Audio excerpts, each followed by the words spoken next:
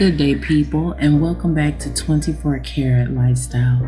Thank you for joining us and for your continued support. It is greatly appreciated. I know, long time no hear from, right? Well, we're hoping to alleviate that. Today, we will be making strawberry crunch cheesecake cupcakes. If you are interested in learning how to do this, please continue to watch. Also, if you would pardon us, today is July the 4th. We have other items to prepare as well for family gatherings, so we were a bit rushed, but we wanted to be able to put this video out, not only for your entertainment, but for your education. Again, thank you guys for watching. Continue to prosper and be blessed. So here I have some pure vanilla extract. I have 1 egg. I have some sugar. And I have my cream cheese. Now, just for the record, your cream cheese and your egg do need to be at room temperature, so they need to sit for a while. Now at this juncture, what we're going to do is take our room temperature 8-ounce package of cream cheese and we're going to add it to our mixer. Once we've added it to our mixer, we are going to go ahead and beat it until it is smooth, which won't take long simply because it's already at room temperature, and doing things at room temperature helps your batters to better incorporate. It helps the things that you're adding to them better incorporate. Once we have mixed our cream cheese so that it is smooth, we will be going on and adding our egg, which you'll see me do here shortly.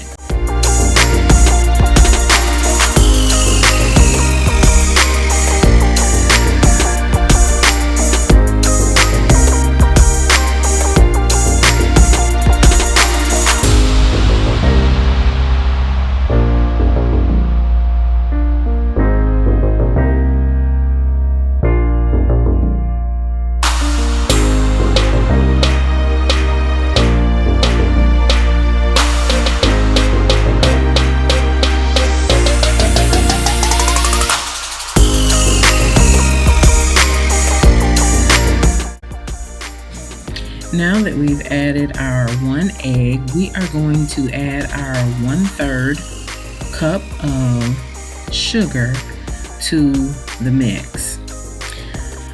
Again, making sure that everything is, well incorporated, that it is smooth, and we are going to add our 1/2 of a teaspoon of vanilla extract. You can also add 1/4 of a teaspoon of lemon juice to kind of give your cake a little more tang. You know how cheesecake kind of has a tang?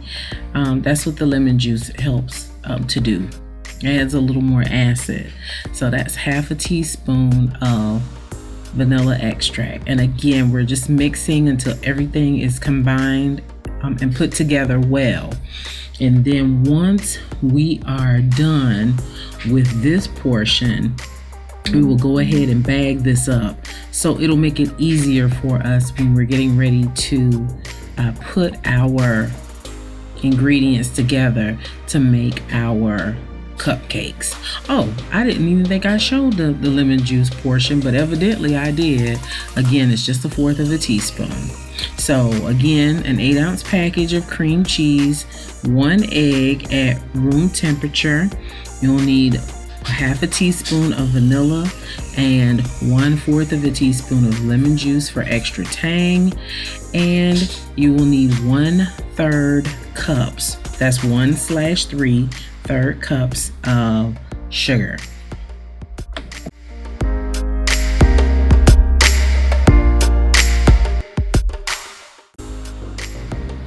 I neglected to mention to folks, make sure that you are scraping down the sides of your bowl Also, make sure that you are scraping your beater to make sure that everything is mixed well and incorporated thoroughly so that your product doesn't taste off when you get ready to bake it and serve it.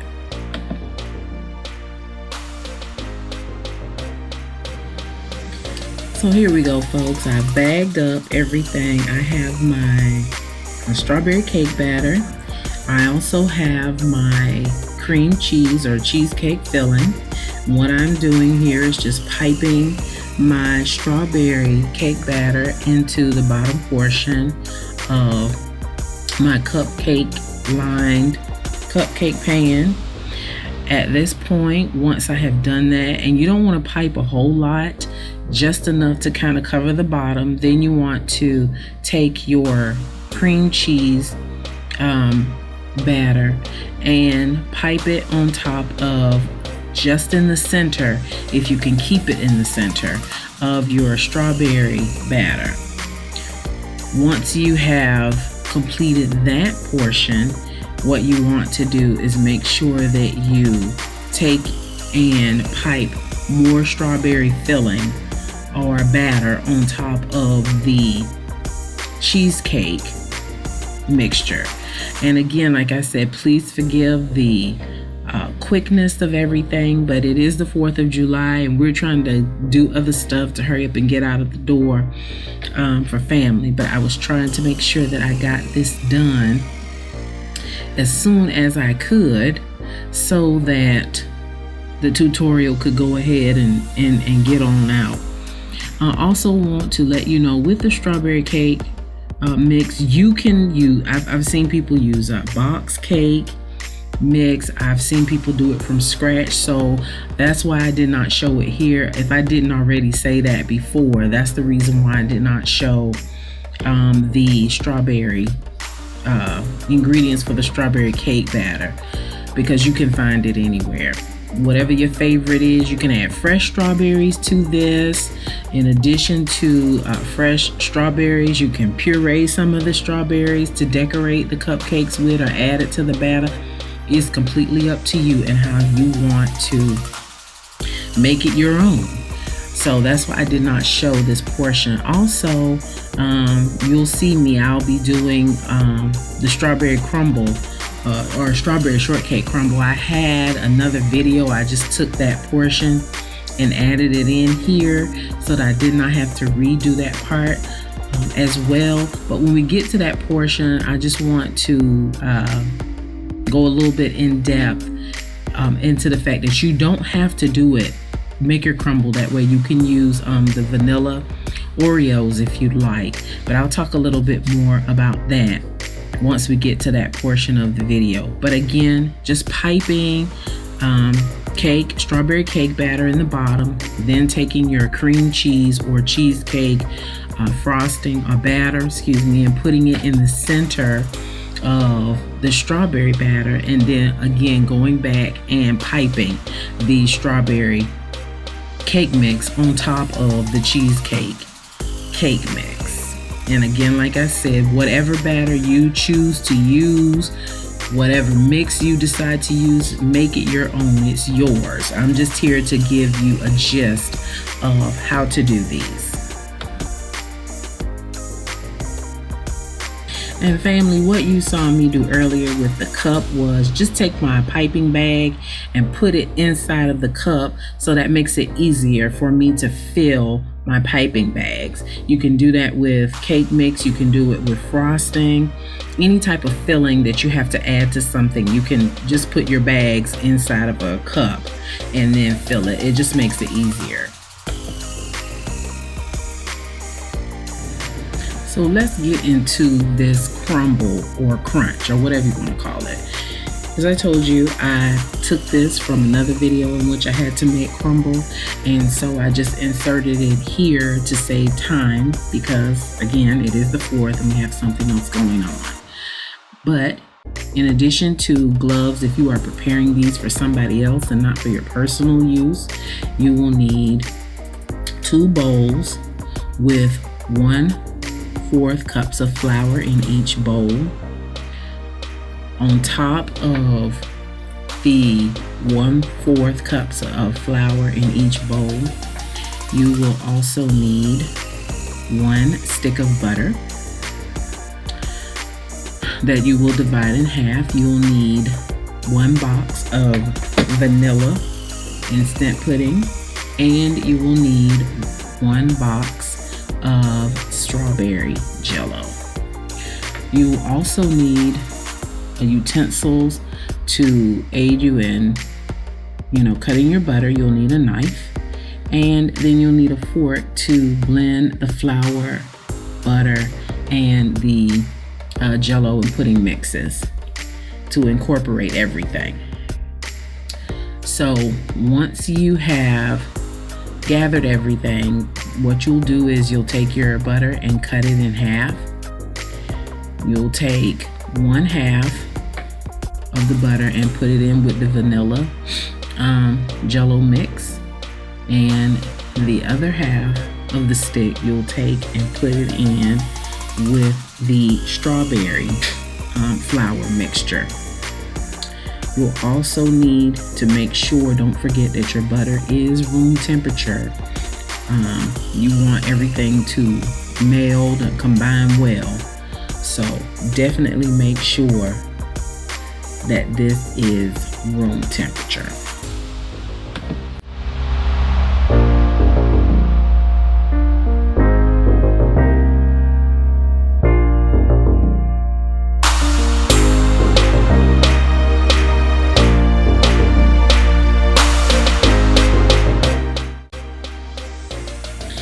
Now again, just to reiterate, don't forget to cut your butter in half. Make sure that it's room temperature. Add 1/2 to one bowl and add the other half to the other bowl. Add your vanilla instant pudding to one bowl and add your strawberry jello mix to another bowl. At that point, you want to take your fork and combine the flour and the pudding and the butter together to make sure that they are well incorporated. Do not forget to make sure your butter again is room temperature, and after you have completed this process, you want to preheat your oven to 350 degrees. Now you can use Oreo cookies if you would like to do that. You'll just have to blend up and break up the cookies. You don't have to remove the filling from the center. You'll just need your Oreo cookies and your jello and pudding mixes, and you'll probably need between 8 and 10 cookies to get what you'll see later on, the type of consistency that I'm going to show you here in the video. So make sure that you're staying tuned and paying attention.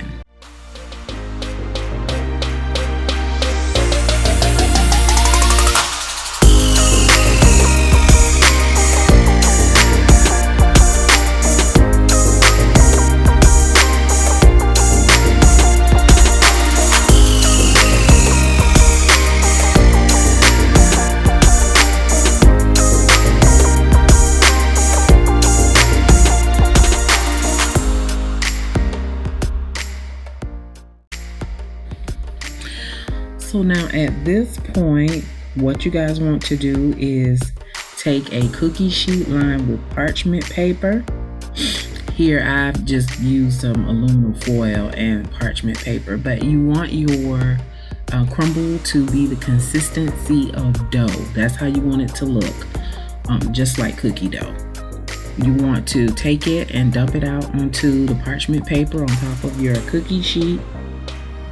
And again, making sure that your oven is preheated to 350 degrees so that your crumble cooks right or bakes right and sets up right. Once you have your crumble / crunch onto your cookie sheet, you want to take it and spread it out and press it flat. You want it extremely flat so that it bakes thoroughly and properly, and you want to bake it for about 5 to 10, in between 5 and 7 or 5 to 10 minutes, but definitely no more than that. You don't want it to burn. So again, once you have pressed it flat, extremely thin so that it cooks thoroughly, then you want to place it in your 350 degree preheated oven. Once our crumble has had its time in the oven, we are going to take it out. Upon taking it out, you want to make sure that you are allowing it to cool down. Then once it has cooled down, you want to take it and put it in the refrigerator. And you want to put it in the fridge for a minimum of 30 minutes, allowing it time to set up, to firm up, so it can be easily broken up and processed later on. Again, no longer than 5 to 10 minutes in the oven. Once you take it out, let it cool down. Once it has cooled down, then you want to break apart or in manageable pieces, put your crumble in the refrigerator for a minimum of 30 minutes. You can leave it in for longer because what you're allowing to happen is the butter to firm up, but no less than 30 minutes. Here, I'm just putting my crumble in a Ziploc or freezer bag, but you don't have to. You can take the parchment paper and sit it in the refrigerator, or you can do this. It's completely up to you. Again, make it your own.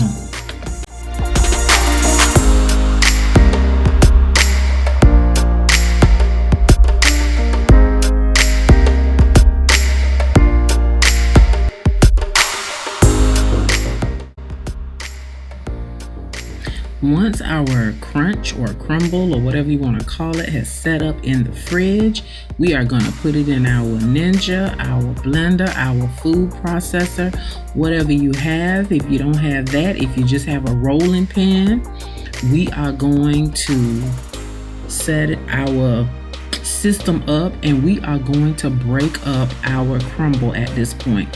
If you are using a rolling pin, make sure that you don't tear your counters up, but just kind of beat or mash the crumble, roll over it and crush it with your rolling pin so that you get that strawberry crunch look like on the strawberry crunch ice cream that you see.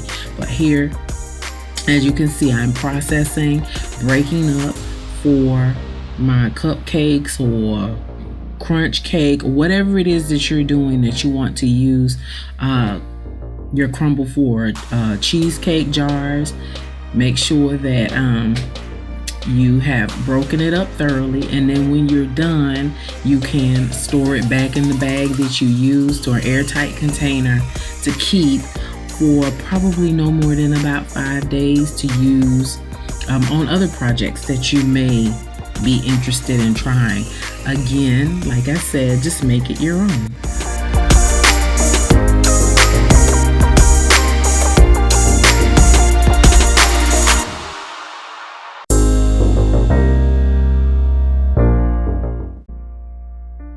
And voila, there we have it, strawberry crunch crumble. Okay, so here are our cooled off strawberry cheesecake cupcakes.